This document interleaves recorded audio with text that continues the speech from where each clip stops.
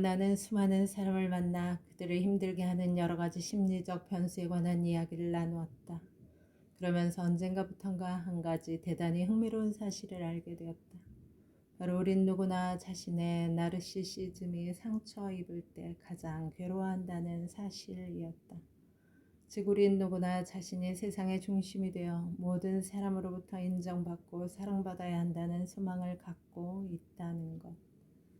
따라서 그 소망이 충족되지 않을 때 가장 힘들어한다는 사실을 알게 된 것이다. 우리가 불안하고 두려운 이유는 무엇인가? 왜 좌절하고 열등감을 갖는가? 이중성과 완벽주의와 흑백 논리로 괴로워하는 이유는 또 무엇인가? 무엇 때문에 분노하고 불신과 고립과 소외를 자초하는가? 어째서 성취 동기를 위해 물불을 가리지 않는가? 피해망상과 파괴적 충동으로 괴로워하는 이유는 무엇인가? 왜 삶의 공허함과 무의미성은 우리를 나락으로 빠뜨리는가?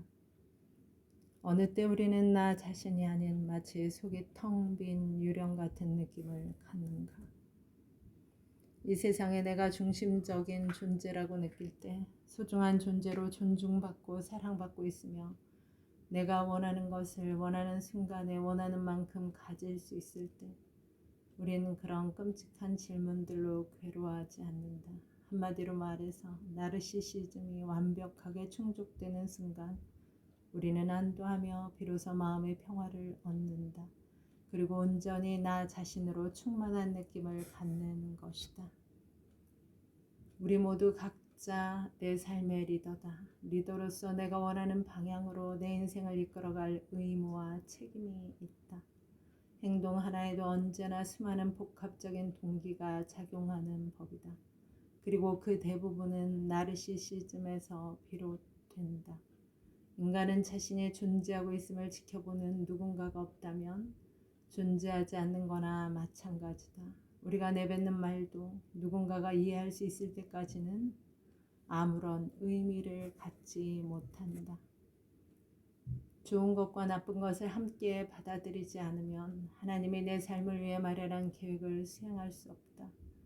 우리는 어떤 면에서 아직 이용되지 않은 채 축적되어 있는 거대한 자원이다. 직관에 의지한다는 것은 내부 메시지에 귀를 기울인다는 뜻이다. 마음을 차분히 가라앉히고 조용히 내면의 소리에 귀 기울일 때 우리는 그의 메시지를 들을 수 있다. 무의식이 언제나 의식보다 한 발 앞서서 우리를 이끌기 때문이다. 오직 긍정적인 생각만 가지고 일하라. 그것이 당신 마음에 기적을 가져다 줄 것이다. 리더란 아무도 보지 않아도 옳은 일을 하며 실수를 인정하고 책임을 지는 사람. 병원에 도착해서도 상황은 마찬가지였다. 나는 의사들이 쭉 도열해 있다가 우리를 맞이해 줄 줄 알았다. 명망 있는 의사가 시간을 내서 트레이닝을 해주러 온다면 그렇게 하는 것이 당연하지 않은가? 그런데 놀랍게도 안내하는 사람조차 없었다. 나로선 어리둥절할 수밖에 없었다. 어쩌면 이럴 수 있을까 싶기도 했다. 나도 모르게 밀러의 안색을 살폈다. 불쾌하며 화를 내리라 생각했다. 그런데 그는 아주 익숙하다는 듯 여전히 온화한 표정으로 강의실에 있는 피아노 앞에 앉았다. 그러더니 조용히 연주를 시작했다. 약속한 강의 시간에서 30분쯤 지나자 레지던트들이 하나 둘 모여들기 시작했다. 닥터 밀러의 연주가 10여 분 더 이어진 다음에야 사람들이 모였다. 밀러는 그들한테 왜 늦었냐는 말 한마디 없이 곧장 나를 소개했다. 그러면서 강의 끝나면 한인타운에 밥 먹으러 갈 건데 부러워 말라고 했다. 워낙 유머 감각이 있는 분이라 강의는 재미있게 끝났다. 돌아오는 길에 나는 혹시 화가 나진 않더냐? 어떻게 그렇게 여유와 인내심을 가질 수 있느냐? 고 묻지 않을 수 없었다. 그분 대답이 매우 인상적이었다. 자기는 전쟁을 끔찍하게 싫어하는데 그분은 아마 한국전쟁에 잠깐 참전한 적이 있는 것 같았다. 이 세상에서 전쟁을 없애려면 사랑을 전파시키는 길밖에 없다고 생각한다고 했다. 그래서 자신의 몸과 마음에서 힘을 빼고 가능한 한 모든 일에 온유함과 사랑을 덧입히기로 이미 오래전에 결심했다는 것이다. 그러다 보면 누군가 거기에 영향을 받아 또 다른 사람에게 그것을 나누어 주지 않겠느냐? 그렇게 사랑이 퍼져나가다 보면 언젠가는 이 땅에 전쟁이 사라질지 누가 알겠느냐는 것이 그분 말씀의 요지였다.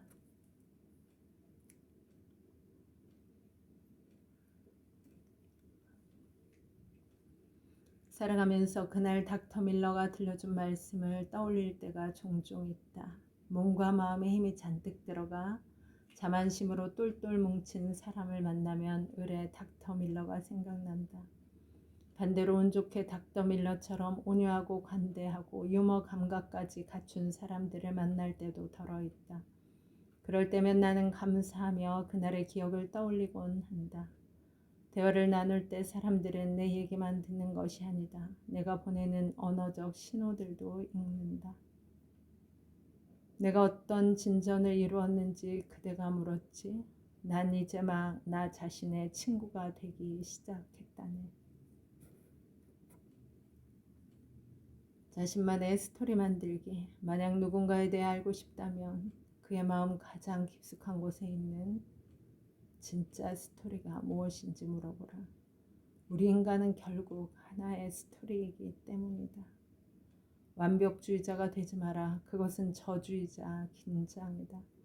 분노와 어리석은 행동은 나란히 걷는다. 그리고 후회가 그 둘의 발 뒤꿈치를 문다.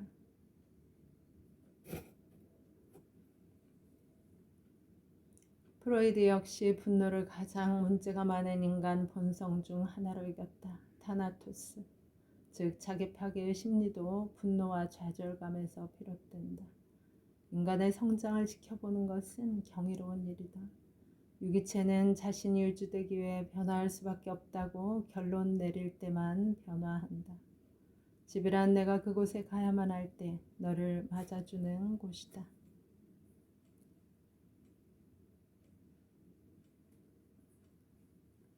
자기의 책상을 떠날 수 없을 정도로 회사 일에 충실하는 사람은 바로 그 자리에 앉아 있을 자격이 없는 사람이다.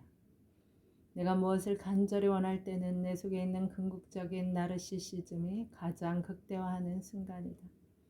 그보다 더 절실하고 간절한 순간은 없다. 우주인들 어찌 움직이지 않겠는가? 나의 간절한 소망이 우주를 움직인다. 자유인에게는 오직 하나, 그의 운명을 향해 마주 걸어가고자 하는 끝없이 되풀이되는 결의가 있을 뿐이다. 자기 자신을 정중하게 만들어가면 싸게 팔리는 일 같은 건 생길 리가 없습니다. 얼마를 준다 해도 살 수 없는 당신이 되어 주세요. 연애의 목적은 자기 존재의 회복이다. 저는요, 후회하기 위해서 결혼한답니다. 진짜 부모는 6번 성장한다. 자신의 완벽주의를 강요하지 말아야 한다. 아이를 자신의 소유물로 여겨선 안 된다.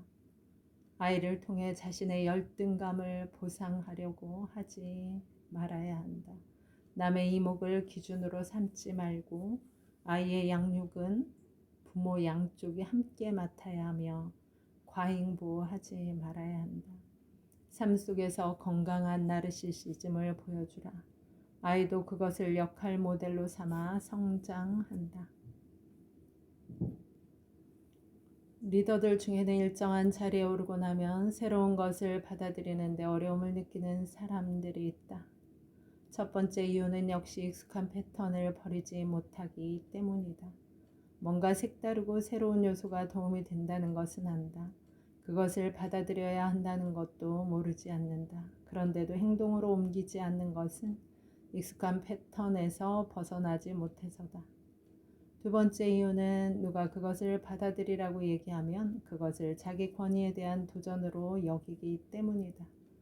무의식적으로 자신의 자율성이랄까 하는 걸 침범당한다고 느껴 반발하는 것이다. 세 번째 이유는 이제까지 내가 알고 있는 지식과 습관에 위배되기 때문이다. 새로운 곳을 바라보고 색다른 문을 연다는 것은 자신을 재창조하는 것이다. 그러기 위해서는 이제까지 알던 지식이나 습관은 과감히 벗어 던질 수 있어야 한다. 그런데도 단지 그것에 의배된다는 이유로 배척하고 만다. 진정한 이유는 세 가지 이유에서 자유로워야 한다. 언제나 새로운 것을 바라보고 색다른 문을 열 수 있어야 한다. 그리하여 자신과 자신의 조직을 재창조의 길로 이끌어야 하는 것이다. 수천 명의 조직원이 수천 가지 아이디어를 낸다고 해도 그것을 취합해 최종적인 결정을 내려야 하는 것은 리더의 몫이다. 그 결정이 잘못되어 바로잡아야 할 때도 역시 리더 혼자 그것을 감당해야 한다. 그래서 고독한 운명을 타고난 사람이 리더가 되는 법이라고 하는지도 모른다. 그 어느 책에선가 제겔츠가 진정한 리더의 조건으로 결단력을 꼽은 것을 읽은 적이 있다. 그의 말인즉 리더란 과감하게 그러나 공정하고 성실하게 어려운 결정을 내릴 수 있는 본능과 용기를 가진 사람이라는 것이다.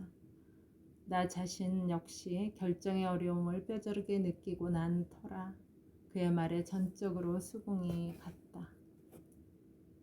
세상 일은 다 지나가게 마련이다. 내가 성공에 우쭐거릴 때도 가난에 얽매여 있을 때도 그렇게 모든 게 다 지나가고 말진데 어찌 오늘 근심에 쌓여 있을까?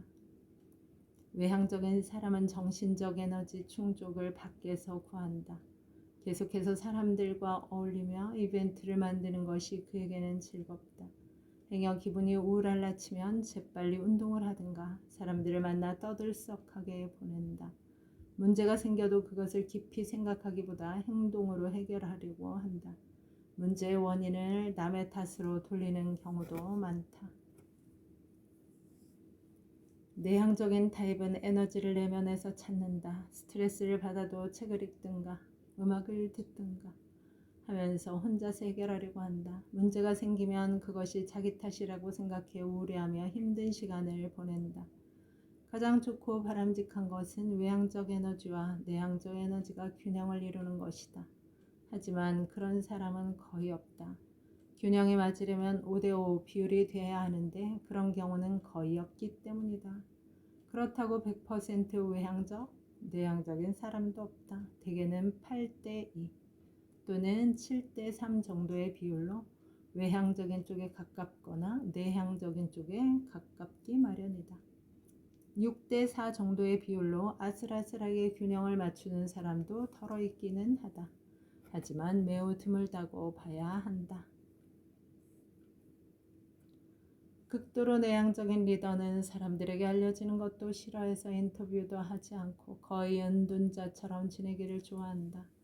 그러다 보니 때로는 조직의 마이너스가 될 때도 있다. 반면 지나치게 외향적인 리더는 자기 중심적인 면이 강해서 무슨 일에나 자신이 전면에 나서야 한다. 그런 성향이 지나치면 자칫 독불장군이 되고 싶다. 덕분에 그 자신은 자주 매스컴에 오르내리고 유명세를 타지만 회사나 조직이 그 유명세만큼 성공적으로 운영되는지 여부는 잘 알 수 없다.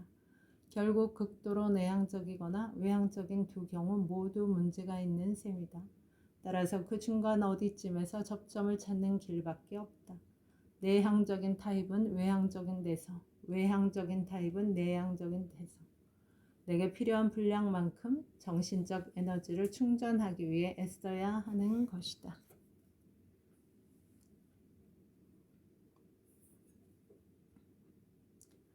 나를 나로 살게 해주는 힘, 나르시시즘, 내 안의 잠재력과 창조성을 끌어내는 법, 자기 자신에 대한 통찰력과 인간 심리에 대한 이해, be yourself, 자기 자신이 되는 법, 당신 마음의 기적을 가져다 줄 긍정성, 나의 감정을 알고 다스리는 법, 핵심 감정을 알았으면 그것을 마음에서 풀어놓아야 한다. 가장 효과적인 방법은 언어로 표현하는 것이다. 친구와 매일 전화에 수다 떠는 것이 8년은 젊어지는 비결이란 보도가 있었다. 마음 경영, 위대한 리더의 첫 번째 과제, 내가 누구인지 알아야, 내가 서 있는 곳이 어디인지 알아야, 또 나의 장단점이 무엇인지, 내가 이루고자 하는 목표는 무엇인지, 왜 그것을 이루고자 하는지 명확하게 알고 있어야 하는 것이다. 진실은 조용히 스스로 말한다. 너 자신의 표정을 알라. 영혼을 깨어있게 만드는 직관의 힘. 직관의 힘을 키우려면 먼저 쓸데없는 근심 걱정을 마음에서 몰아내야 한다. 고요하게 평정을 유지하도록 애써야 하는 것이다. 오늘이 내 인생의 가장 좋은 날. 자기 내면의 균형 지키기. 비바람 속에서도 균형을 잡는 것이, 의연함을 유지하는 것이 얼마나 커다란 의미를 지니는지. 훌륭한 리더들은 기도나 명상, 독서, 봉사활동 같은 내적 균형을 잡아가는 훈련을 규칙적으로 한다. 균형 감각을 갖고 창의적인 삶을 살고자 한다면 현재 이 시점에서 충실하라. 그리고 일과 삶에서 연금술사가 되는 그것이 일과 삶에서 연금술사가 되는 첫 걸음이다. 무한 잠재력을 끌어내는 마음 경영 11단계. 자신만의 스토리 만들기. 자만심과 자긍심 구분하기. 자신의 감정과 친숙해지기. 인간의 이중성 이해하기. 과거에 발목 잡히지 않기. 부디 과거는 묻지 마라. 자신에게도 남에게도. 약점 드러내기. 약점을 은폐하기 위해 인생을 허비하지 말라. 그럴 시간에 자신의 장점을 발전시켜라. 사소한 버튼 버리기. 쓸모없고 사소한 버릇을 과감하게 버리도록 하라. 완벽주의의 허상에서 벗어나기. 내가 아닌 남이 되려고 하지 않기. 남에게 쏟았던 관심을 내게 쏟으라. 그리고 자신을 믿으라. 상대를 움직이는 마음의 원칙. 먼저 관심을 기울이고 먼저 주목하기. give and take 원칙. 비난은 부디 곱씹지 말라. 내가 옳고 상대는 틀렸다는 함정. 경쟁 심리에 덫에 갇히지 않기. 파괴적인 분노 다루기. 주도권을 잡아야 성공한다는 생각을 버려라. 지금 당장 잔소리 그만두기. 끝까지 귀 기울이고 공감하는 능력. 먼저 칭찬하고 격려하고 지지하라. 누구도 내게 원하지 않는 감동을 강요할 수 없다. 남에게도 그가 될 수 있는 자유 주기. 심리적 헌신을 이끌어내는 7가지 방법. 강력한 오너십 발휘하기. 사람들에게 전폭적인 애정을 쏟으라. 보답은 리더십의 성공으로 열매 맺힐 것이다. 코드가 맞지 않는 사람도 챙기기. 리더에게는 코드가 맞는 사람과 코드가 맞지 않는 사람이 다 필요하다. 언제나 공평무사함을 잃지 않기. 신념 강요하지 않고 상대방의 영역을 인정하며 은폐하지도 조정하지도 않고 서로에게 2번째 기회 주기. 위대한 리더들이 반드시 가져야 할 마음 경영력. 새로운 것을 바라보고 색다른 문을 열어라. 모든 일의 중심에 리더가 있다. 경계 대상 이루는 나쁜 영향력. 수동 공격성의 함정에 빠지지 않기. 되는 일도 안 되는 일도 없다. 조직과 가족 혼동하지 않기. 규칙 정하기. 확신을 가지고 행동하기. 자기의 파괴적 행동을 경계하기. 회사의 영혼을 판 사람. 리더는 어떤 조직, 기업에서든 그가 갖는 지도자적인 지위를 확고한 것으로 여기지 말라. 회사의 영혼을 판 사람은 결국 아무런 보람도 찾지 못한다. 나를 알고 남을 인정하는 인생의 연금술. 나의 간절한 소망이 우주를 움직인다. 무릇 지킬 만한 것 가운데서도 내 마음을 지키라. 모든 것은 내면에서 결정된다. 상처 입은 나르시시즘의 한계. 품위와 관용 갖추기. 내 마음의 파라다이스를 찾아서 가만히 들어봐요. 하나님께서 당신의 노래를 연주하고 있답니다. 살아가면서 이따금 마음의 파라다이스를 경험할 때가 있다. 지극히 짧은 순간이지만 그 순간만큼은 마음이 평화와 고요로 가득 차는 것을 느낀다. 대개는 뼛속까지 스며드는 깨달음의 순간에 파라다이스는 찾아온다. 언제였던가 사람들에게 꾸미고 치장한 내 앞모습만 보여주려고 애써왔구나 하는 생각이 든 때가 있었다. 바로 그 순간이었다. 나는 너무도 뚜렷하게 그 이유를 깨달았다. 그건 나한테 보기 싫은 뒷모습도 있다는 사실을 나 자신도 받아들이기 힘들었기 때문이다. 그런데 어찌 남에게 보여줄 생각을 하랴. 하지만 그 순간은 달랐다. 그 모습도 나의 일부라는 것. 사실은 그런 이명이 있었기에 시련을 견디고 손톱만큼이라도 성장할 수 있었다는 것. 따라서 지금 이 순간 내 전부를 수용하고 감사할 수 있으면 그것으로 충분하다는 자각이 너무도 명료하게 떠올랐다. 당신 자신이 되라. 양창순. 여러분, 오늘도 좋은 날입니다. 오늘 하루 잘 살아내느라 수고 많았습니다. 힘내세요. 다음에 또 만나요. 감사합니다.